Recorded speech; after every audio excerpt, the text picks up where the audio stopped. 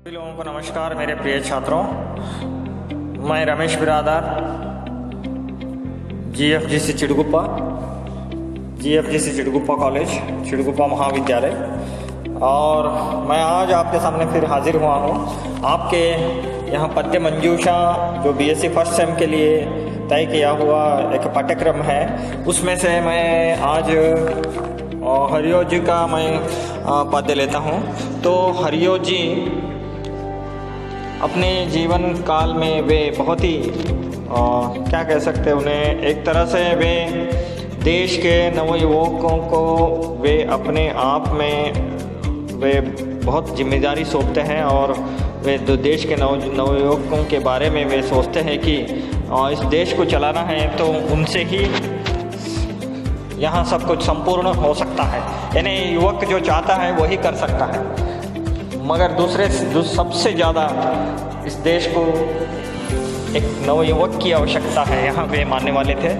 तो आज के जो हमारे लेखक हैं या कवि हैं अयोध्या सिंह हरियो उपाध्याय, जो भारत के नवयुवक, यहाँ वे इस कविता से वे कहना चाहते हैं कि भारत के नवयुवकों को वे आज पुकार रहे हैं, ललकार रहे हैं और उन्हें वे प्रोत्साहित कर रहे हैं। तो भारत के नवयुवक, यहाँ उनकी कविता है जो हमारे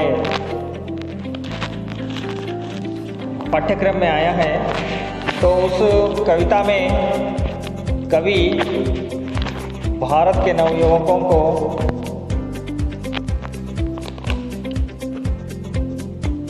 विमल मानस के मुंज मुराल, विमल मानस के मुंज मुराल, यानी वो कहता है कि कवि कहता है कि विमल यानी जो सुनहरा शाम, जो चंद्रमा के धुंधला हुआ जो प्रकाश होता है, उसके तुम मंजू मुराल यानी अब उसके किरणें हो, ऐसे वे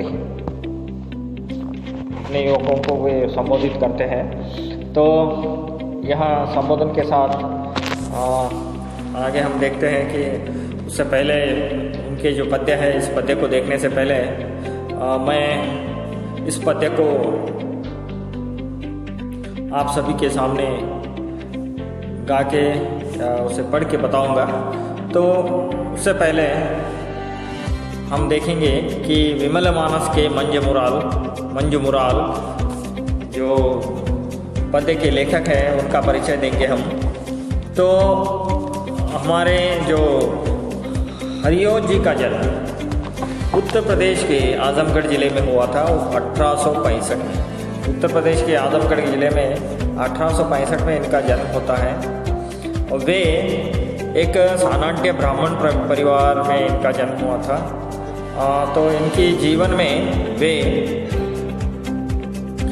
अध्यापक, प्रारंभ काल में वे अध्यापक रहे, और वे 1923 में उन्होंने पद निवृत्ति हो गए, और वे अपने 82 वर्ष के आयु में 1947 में वे इस देह को यानी अपने देह को छोड़कर वे अंतर्लीन हो गए।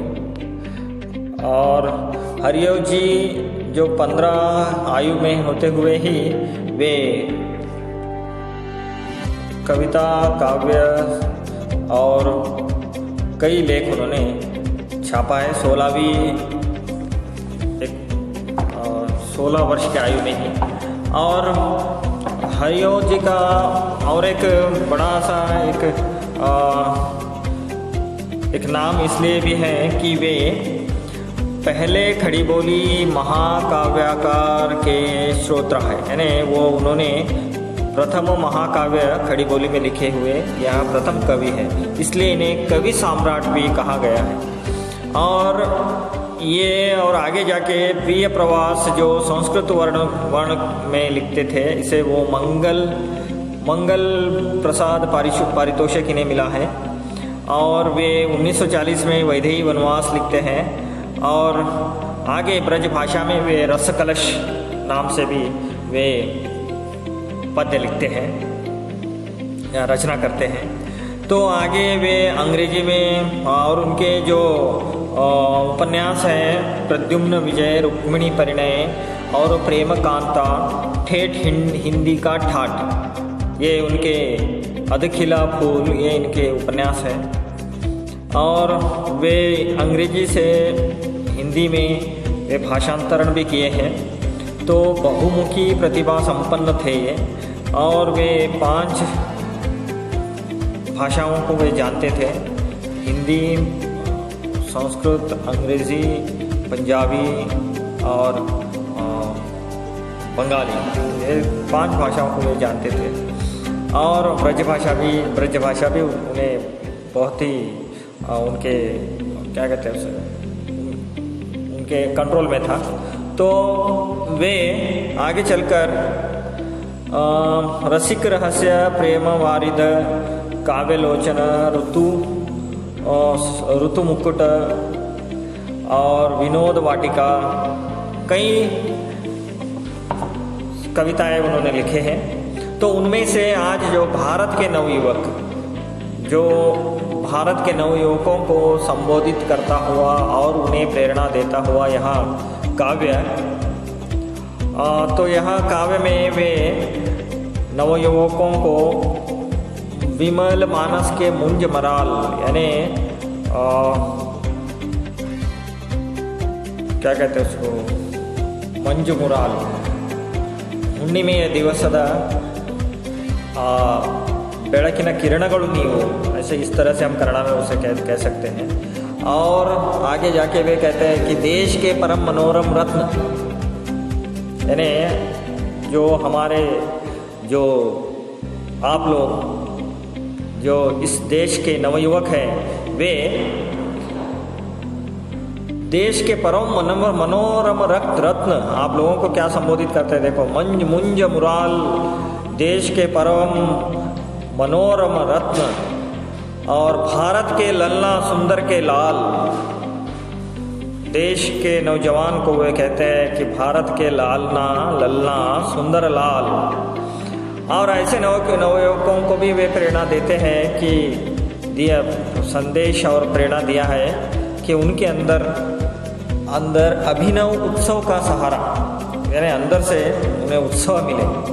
और वे कहते हैं कि संपूर्ण धरती अपनी मधुर ध्वनि और ओजस्वी झंकार से झंकृत करो।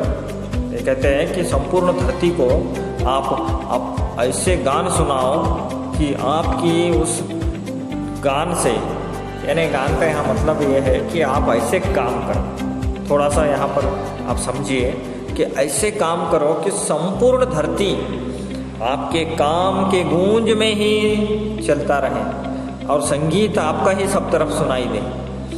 और बोलते हैं कि असफलताओं को ध्वंस करो और तरह तरह के बाधाओं को दूर करो। नवयुवक कार्य सिद्धि के राह पर चलो, जहाँ जहाँ जड़ता है उसे ख़त्म करो। यानी जो अरे कुछ नहीं हो सकता भाई, हमारा क्या है जीवन, ऐसा जहाँ जहाँ पर आपको लगता है उसे ख़त्म करो। और दुख और दरिद्र को दूर करो, ओजस्वी मशाल को जलाओ।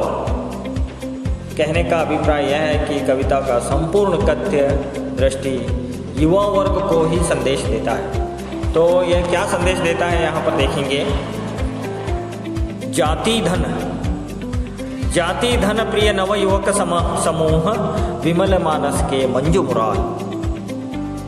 जाति धन प्रिय नवयुवक समूह विमल मानस के मंजू मुराल।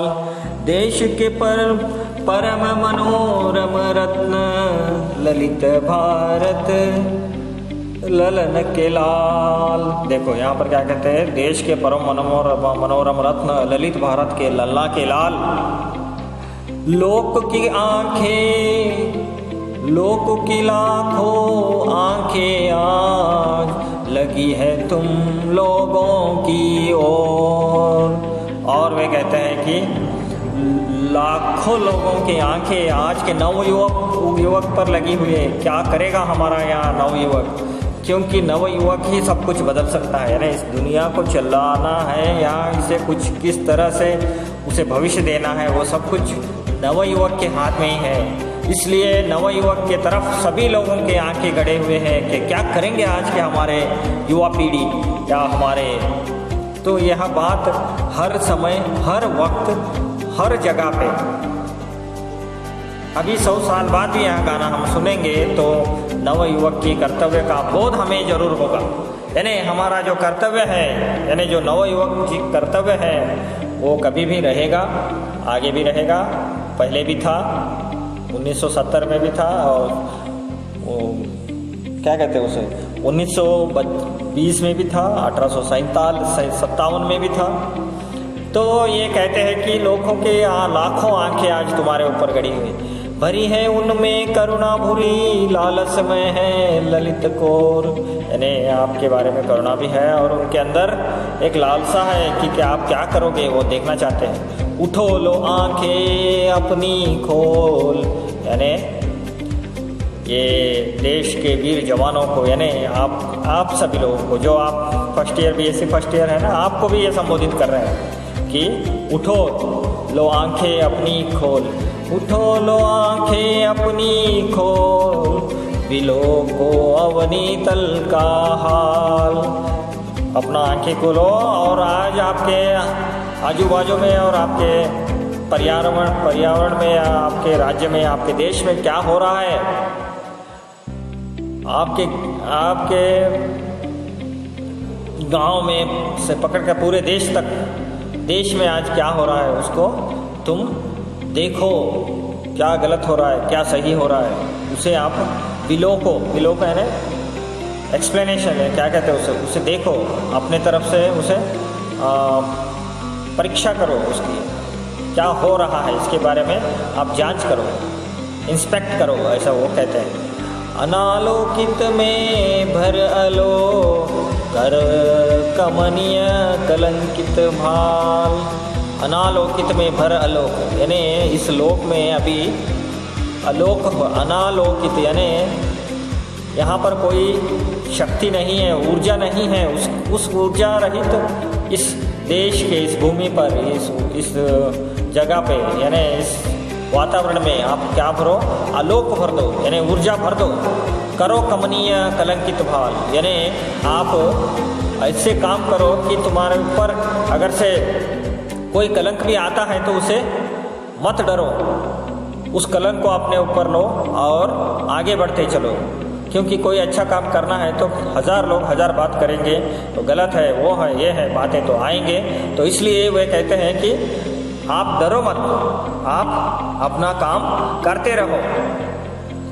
फिर आगे कहते हैं, भरे उर में जो अभिनव ओज, सुना दो वहाँ सुंदर झनकार, ध्वनित हो जिससे मानस यंत्र, छोड़ दो उस तंत्री के तार, छोड़ दो उस तंत्री के तार।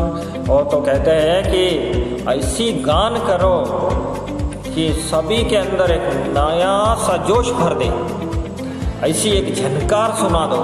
यानी यहाँ पर झनकार, गान, ये सब कुछ ऐसे कार्य करो। इसका मतलब कि ध्वनित हो मानस यंत्र, यानी मनुष्य का पूरा देह ध्वनित हो जाए, ऐसा काम करो।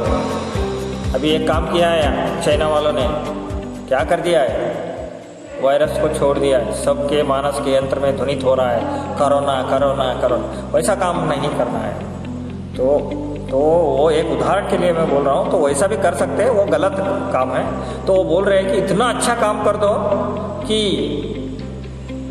सभी के सभी मनुष्यों के अंदर के जो तंत्री है, जो हमारे इंद्रिय है, वो जाग उठे और देश के लिए कुछ करने की लालसा में रह जाए, ऐसा वो बोलते हैं। रगों में बिजली जावे दौड़, ऐसा काम करो कि उनके रगों में बिजली दौड़ जाए। एक तरह से बहुत सारा एक कह सकते हैं कि जोश भर दे।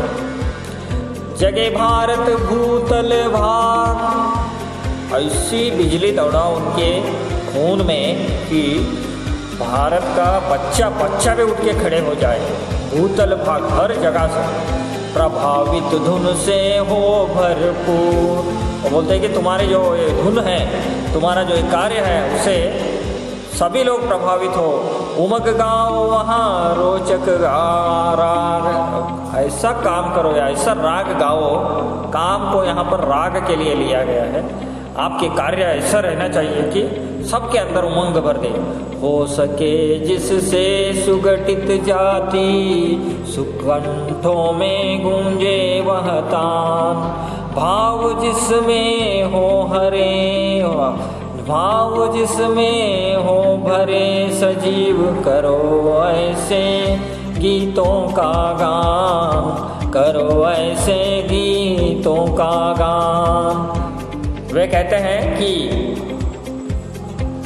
हो सके तो ऐसे गान, ऐसे कर्म करो कि सभी जात पात सब लोग भूलकर एक तरफ हो जाए और वहाँ सभी एक ही कंठ से भारत माता की जय बोले।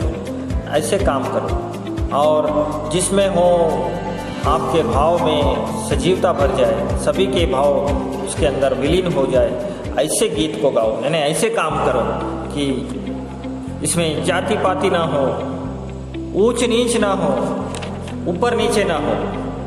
करो विपुल साहस वज्र प्रहार, विफलता गिरी, विफलता गिरी। हाँ, तो यहाँ पर मैं उसे दिखाता हूँ, 1 मिनट। तो वीडियो को कहाँ से करना है, वीडियो, हाँ चलो मैं पढ़ के बताता हूँ। करो विपुल साहस वज्र प्रहार, विफलता गिरी को कर दो चूर, विफलता को, विफलता गिरी कर दो चूर। कहते हैं कि ऐसे कर्म करो कि उसे विफलता आपके सामने आने के लिए डरे, और विफलता कितने बार भी आए उसे आप जीत जाओ, उसे विफल कर दो, विफलता को ही विफल कर दो। इम्पॉसिबल को पॉसिबल कर दो, ऐसे बोलते। जगा दो सफल साधना ज्योति, विविध बाधा तुम कर दो दूर। ऐसे विफलता को दूर कर दो कि सफलता का ज्योति हर जगह जगे और हर बाधा हमसे दूर हो जाए। गगन में जग भूतल में धूम, निकलो कार्य सिद्धि की राह। ऐसे काम करो, ऐसे काम करो कि आपकी गगन में ऊपर यानी आकाश में आपका नाम जगमगाए, भूतल में धूम मच जाए। भूतल यानी हमारे भूमि में धूम मच जाए। ऐसे काम करो। अचल को विचलित कर दो भूरी, रोक दो बारी दीवारी प्रवाह। यानी जो अचल है उसे विचलित कर दो और क्या करो कि बारी यानी बारिश को रोक दो, प्रवाह को रोक दो बारी दीवारी प्रवाह से जो हानियाँ होते हैं उसे रोक कर कुछ ऐसे काम करो कि उससे भी हमें फायदा हो जाए। धूल में क्यों मिलती है दाधान, बचा लो बची बचाई आन। यहाँ पर बोलते हैं देखो, जो भारत की जो समग्रता थी, जो वैशिष्ट्य था, जो वैभव था, वो सब कुछ खत्म होने को आ रहा है। आप लोग उसे बचाओ, बचा लो बची बचाई आन। वो कहते हैं कि जितना बचा हुआ है उसे तो बचा लो। मचा दो दोष दलन की धूम, मसल दो दुख को मशक समान। वो बोलते हैं कि दोष दलन को यानी मचा दो दोष दलन की धूम, यानी दूर कर दो। किसको? दोषों को, जो गलतियां हैं, जो हमारे पास जो आडंबर है, जो कास्टिज्म है, और कह सकते हैं हम बहुत सारे पहले थे, अभी तो उतना नहीं है, मगर फिर भी आज के हिसाब से हमें हमारे अंदर कुछ ना कुछ प्रॉब्लम्स हर समय में सब कुछ अच्छे होते हुए भी कुछ ना कुछ खराब होता ही है। तो वह उस खराबी को पकड़ो और अपना काम करो। उसे कैसे ख़त्म करो? उस खराबी को आप जैसे कि मशक ऐसे क्या कहते हैं उसको, बूदी मार बिड़ो बोल के ऐसा बोलते हैं। तो यहाँ पर हमारे नवयुवकों को वे जागृत करते हुए हरिऔध जी, ये सभी भारत के नवयुवकों को वे इस कविता के जरिए आपको बुला रहे हैं। नवा युग को यहाँ संदेश, नवयुग के युवा वर्ग को यहाँ संदेश कौन दे रहे हैं?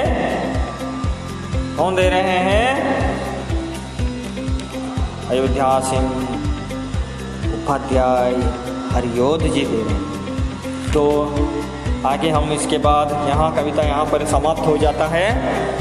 तो इस कविता में भारत के नवयुवकों को किस नाम से पुकारा गया है, संबोधन किया गया है, यहाँ पहला प्रश्न। दूसरा, नवयुवकों के ऊपर